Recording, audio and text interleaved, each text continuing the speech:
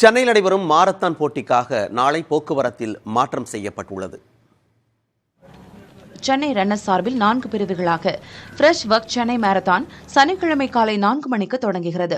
Napier பாலம் மற்றும் பெசன்ட் நகர் Olcott நினைவு பள்ளியிலிருந்து ஆரம்பிக்கப்பட்டு காமராஜர் சாலை, சாந்தம் ஹைரோடு, டாக்டர் டிஜிஎஸ் தினகரன் சாலை, சர்தார் பட்டேல் சாலை, OMR KK சாலை, ECR வழியாக சென்றடையும்.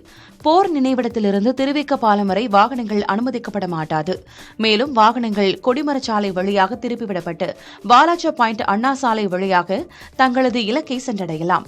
ஆர்கி சாலையிலிருந்து காந்தி சிலை நோக்கி வரும் வாகனங்கள் VM திரு சந்திப்பில் திருப்பிவிடப்படும். அவ்வாகனங்கள் ராயப்பேட்டை ஹைரோடு, லஸ்கானர், ஆர்கி மடம் சாலை வழியாக தங்களது இலக்கை சென்றடையலாம். மத்திய கைலாஷிலிருந்து வரும் வாகனங்கள் பெசன்ட் அவென்யூ சாலையை நோக்கி அனுமதிக்கப்பட மாட்டாது. அவ்வாகனங்கள் LB சாலை, சாஸ்திரி நகர் வழியாக திருவான்மையூர் சிக்னல் வழியாக தங்களது இலக்கை சென்றடையலாம். காந்தி மண்டபத்திலிருந்து வரும் வாகனங்கள் உத்தமர் காந்தி சாலையில் செல்ல அனுமதிக்கப்பட மாட்டாது.